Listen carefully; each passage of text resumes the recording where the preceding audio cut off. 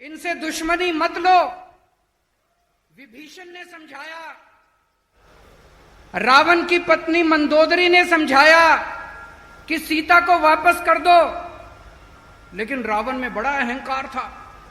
उसे लगता था वो तो सारी दुनिया को जीत सकता है, वो नहीं माना।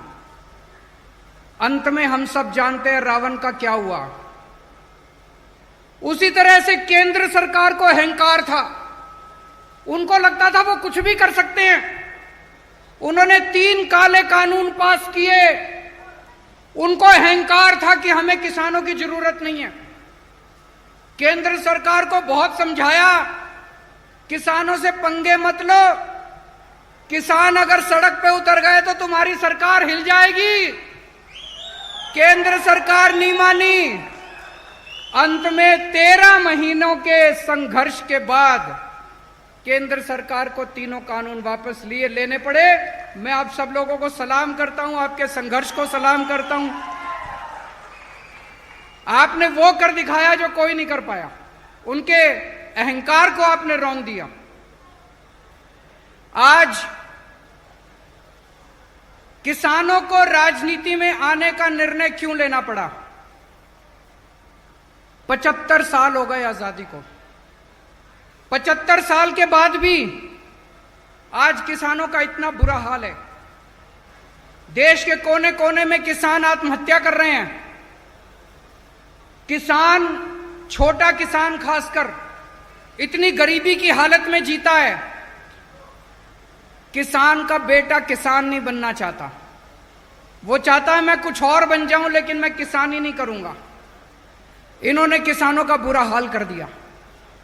अभी जैसे चंद्रशेखर जी ने बताया, देश का 45% लोग किसानी के ऊपर निर्भर हैं। इतनी बड़ी जनसंख्या के अंदर लोग अगर किसानी पे निर्भर हैं, अगर ये सब लोग इकट्ठे हो जाएं तो बड़ी से बड़ी सरकारों को गिरा सकते हैं। चंद्रशेखर जी, हम भी आंदोलन से निकले हुए हैं। हम भी रामलीला मैदान में बैठा करते थे अन्ना हजारे जी के साथ। हम क्या कह रहे थे? हम कह रहे थे भ्रष्टाचार दूर करो, भ्रष्टाचार खत्म करो। उन्होंने हमें चैलेंज किया, बोले केजरीवाल जी भ्रष्टाचार दूर करना है तो चुनाव लड़ो, राजनीति में आओ, खुद चुनाव लड़ लो। हमने कहा जी हम बड़े छोटे लोग हैं, हमसे चुनाव नहीं लड़े जाते, आप लोग भ्रष्टाचार दूर करो। उन्होंने कहा नहीं, आप चुनाव लड़ो और आओ और आप सिस्टम बदलो। मैंने उनको बार बार कहा, इस देश के आम आदमी को मत ललकारो। ये जो आम आदमी बैठा है ना, ये आम आदमी बड़ा पावरफुल है। जिस दिन ये आम आदमी खड़ा हो गया, जिस दिन आम किसान खड़ा हो गया इस देश का, ये बड़े बड़े सिंहासन हिल जाएंगे। इन्होंने हमें ललकारा, आम आदमी पार्टी बनी, पहले दिल्ली में सरकार बनी, फिर पंजाब में सरकार बनी, और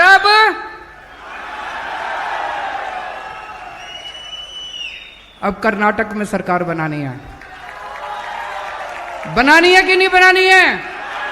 दोनों हाथ खड़े करके बताओ, कर्नाटक।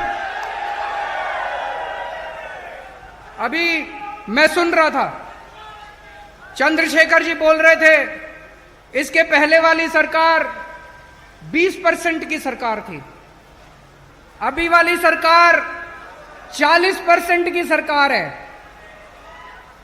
दिल्ली में 0% की सरकार है।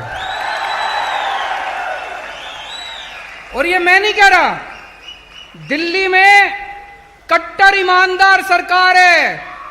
1 पैसे की रिश्वत नहीं लेते, 1 पैसे की। इस बात का सर्टिफिकेट मैं हमारे देश के प्रधानमंत्री नरेंद्र मोदी जी से लेके आया हूं कि केजरीवाल सबसे ईमानदार आदमी है। कैसे? प्रधानमंत्री जी ने मेरे ऊपर सीबीआई की रेड कराई। सीबीआई वाले मेरे दफ्तर में आए, मेरे घर पे सीबीआई की रेड हुई, दिल्ली पुलिस की रेड हुई, इनकम टैक्स की रेड हुई, सबकी रेड हुई। मेरे बेडरूम को भी छान लिया उन्होंने, कुछ नहीं मिला। तो हार के प्रधानमंत्री जी को सर्टिफिकेट देना पड़ा कि सबसे देश में सबसे कट्टर ईमानदार एक ही मुख्यमंत्री है, केजरीवाल। उन्होंने मनीष सिसोदिया के ऊपर रेड कराई, मेरे सारे मंत्रियों के ऊपर रेड कराई, मेरे 20 एमएलए के ऊपर रेड कराई, कुछ नहीं मिला उन लोगों को। सबसे कट्टर ईमानदार सरकार है। पहले दिल्ली में बनाई, उसके बाद पंजाब में बनाई, अब कर्नाटक के अंदर भी ईमानदार सरकार बनाई।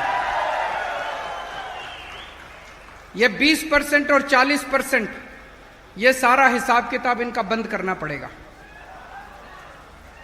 मैं एक आम आदमी हूं, मुझे पॉलिटिक्स करनी नहीं आती, मैं आप ही की तरह हूं। मेरे भी घर में मेरी वाइफ है, मेरे बच्चे हैं, मेरे माँ बाप मेरे साथ रहते हैं, पर मैं एक आम आदमी का दर्द समझता हूं।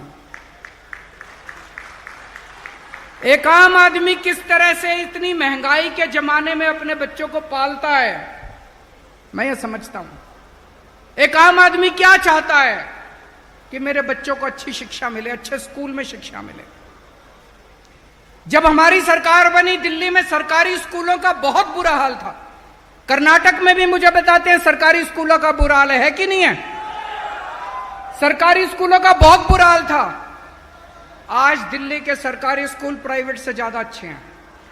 5 साल के अंदर, 5 साल में हमने दिल्ली के सरकारी स्कूल बदल दिए।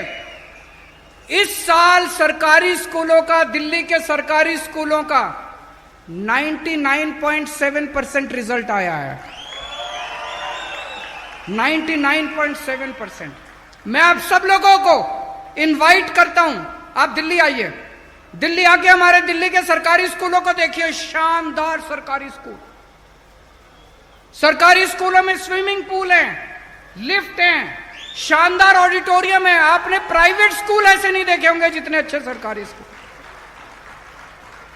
इस साल 4 लाख बच्चों ने,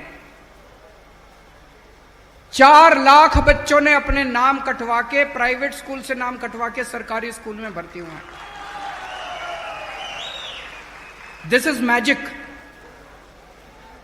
75 साल में देश में ऐसा नहीं हुआ। पूरे देश के अंदर सरकार